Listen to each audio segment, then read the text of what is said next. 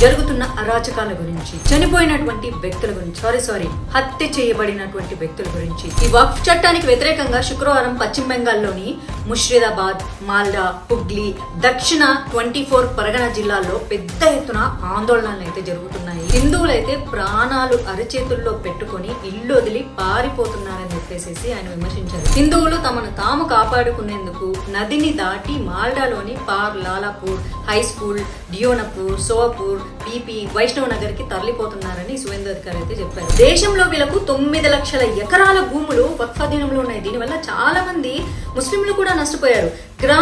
గ్రామాలనే వక్ఫ్ కబలించేసింది. నమస్తే, welcome to Om voice of Madhavilatha. ఎప్పుడు చెప్పేదే వాయిస్ ఆఫ్ మాధవీలత అంటే నా ఒక్కదాని వాయిస్ కాదు, చాలా మంది జాతీయవాదుల వాయిస్. ఇప్పుడు దేశం మొత్తం ఒకటే విషయం మాట్లాడుకుంటుంది. ఎస్, అల్లర్ల గురించి, జరుగుతున్న అరాచకాల గురించి, చనిపోయినటువంటి వ్యక్తుల గురించి, హత్య చేయబడినటువంటి వ్యక్తుల గురించి. ఇది ఎక్కడ జరుగుతోంది? పాకిస్తాన్ లోనా? బంగ్లాదేశ్ లోనా?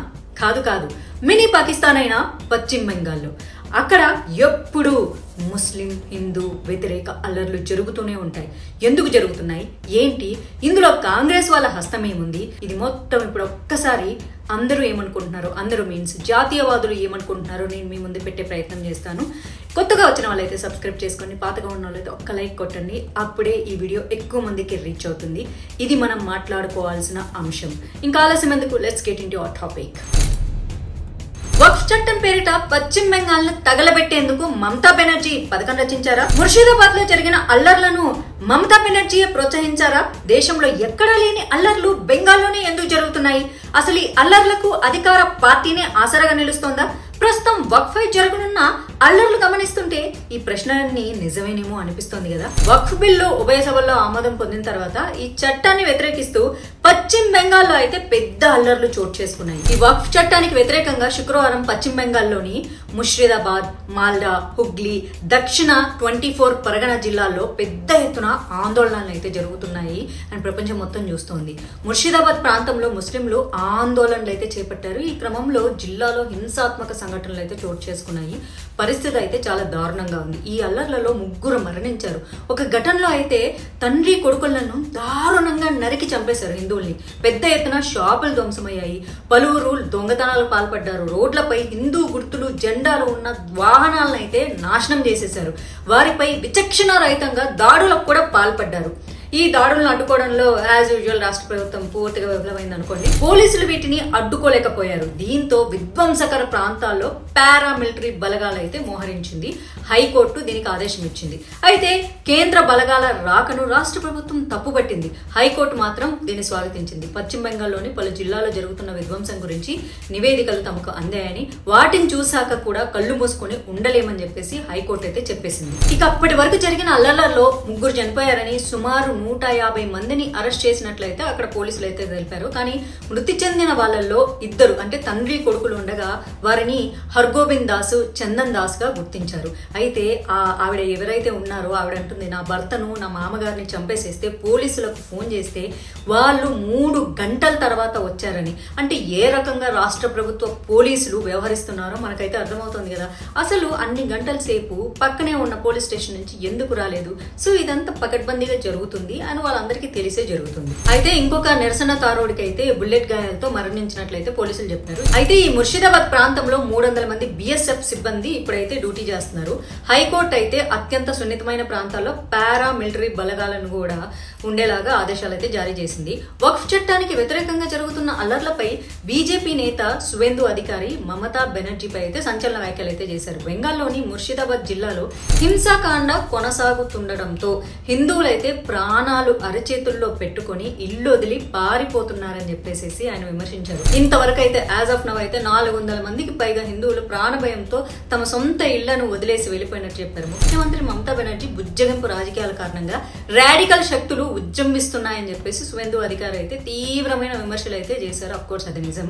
హిందువులు తమను తాము కాపాడుకునేందుకు నదిని దాటి మాల్డాలోని పార్ లాలాపూర్ high school, డియోనపూర్, Sopur, PP, Vaishnav Nagar కి తరలిపోతున్నారు తీసుకోలేకపోతున్నారని సువేందు అధికారి అయితే చెప్పారు. ఆయన చేసిన ట్వీట్ లో బాధితులు తమ ఇళ్లను తగలబెడుతున్నారని, అందుకే గత్యంతరం లేక తమ ప్రాంతాలని వదిలి వెళ్లిపోతున్నామని బాధితులు చెప్పినట్లు ఆయన చెప్పారు.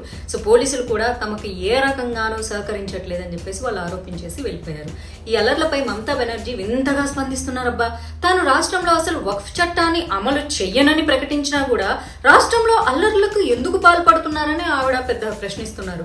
నిరసనకారులు అల్లర్లకు పాల్పడవద్దని కోరుతున్నానని కూడా చెప్పింది. అయితే దేశంలో చాలా మందికి తెలుసు ఇవన్నీ మమతా బెనర్జీ వాళ్ళ పార్టీ దగ్గరుండి చేస్తుందని. ఎందుకంటే మొన్న ఒక డాక్టర్ ని దారుణంగా మానభంగం చేస్తే ఒక మహిళ ఇండి ముఖ్యమంత్రి పట్టించుకోలేదు.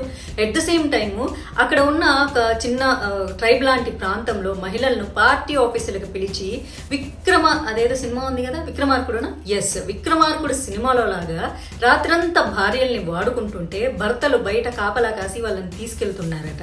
ఇది సొంత వాళ్ళ టీఎంసీ పార్టీ ఎవరైతే అధికారంలో ఉన్నారో వాళ్ళు అక్కడి మహిళల్ని దారుణంగా శారీరకంగా వాడుకొని హింసిస్తూ ఉంటే ఇక మహిళలందరూ భరించలేక వాళ్ళు రకరకాల ఆయుధాలను చేతపట్టి, అంటే అదే చీపుర్లు, చాటలు, కర్రలు ఇవన్నీ పట్టుకొని వాళ్ళని కొట్టడానికి వెళ్ళారు.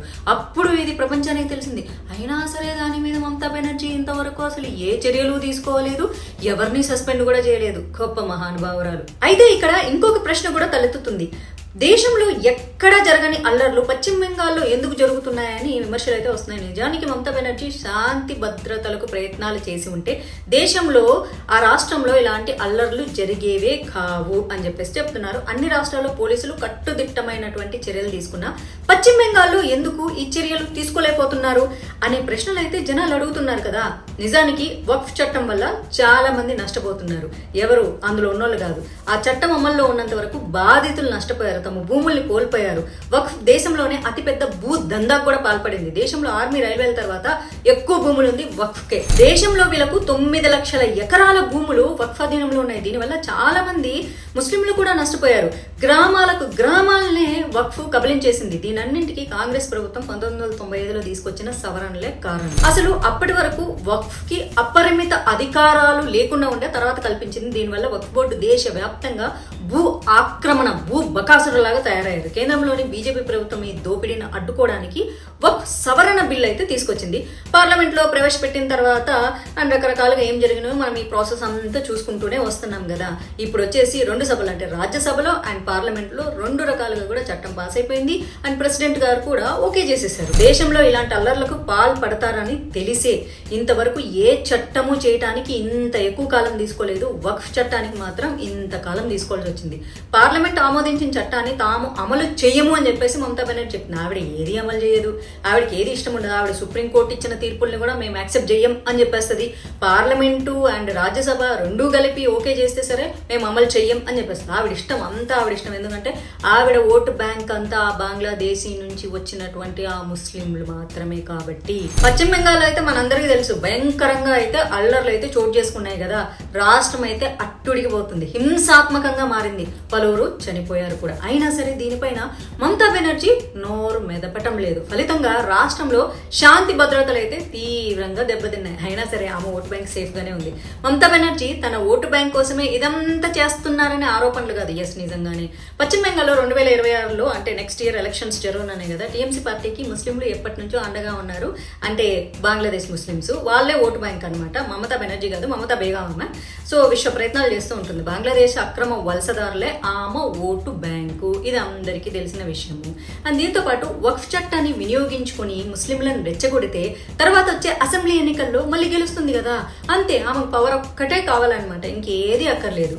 ఒకవేళ ఇదే గనక నిజమైతే మమతా బెనర్జీ మరో దారుణ క్రీడకు తెరలేపినట్లు అవుతుంది. దీన్ని బట్టి బీజేపీ ఎలా అడ్డుకుంటుంది అనేది మాత్రం ఇప్పుడు మనం వేచి చూడాల్సిందే. మరి దీని మీద మీరు ఎలాంటి కామెంట్స్ చేస్తారో చెప్పండి. అందరూ అంటున్నారు ఎమర్జెన్సీ పెట్టేసేయాలి, అది పెట్టేసేయాలి. It's not so easy. Emergency పెడితే విత్ ఇన్ 6 months లో మళ్ళీ ఎలక్షన్స్ పెట్టాలి. అప్పుడు కూడా చాలా పెద్ద ప్రాబ్లం అవుతుంది. కాబట్టి అసలు దీన్ని ఎలా సాల్వ్ చేయాలి, మీ అభిప్రాయాలు కూడా తెలియజేస్తే చాలా చాలా బాగుంటుంది. ఒక 20% హిందువులు యునైట్ అయితేనే ఇంత దారుణాలు చేస్తున్నారే, దీని వెనుక చాలా పెద్ద కుట్ర ఉంది. దాని మీద నేను ఇంకొక వీడియో చేస్తాను మీకు. దీనికి అండ్ రానాకి, అదే టెర్రరిస్ట్ అటాక్కి సంబంధించిన రానాకి, కాంగ్రెస్ పార్టీకి, ఈ వక్ఫ్ బిల్లుకి, మీ మూడింటికి కలిపి చాలా పెద్ద లింక్ ఉంది. నేను మీకు వీడియో చేసి పెడతాను. ఇంతవరకు మీరు వీడియో చూసినట్లయితే నా వీడియో మీకు నచ్చే ఉంటుంది. ఒక చిన్న లైక్ కొట్టేసేసి షేర్ కూడా చేసేసేయండి. అలాగే కామెంట్లు తెలియజేయండి. మళ్ళీ ఒక మంచి వీడియోతో కలుసుకుంటాను. అంతవరకు సెలవు. నేను సైతం దేశం కోసం. జై హింద్, జై భారత్.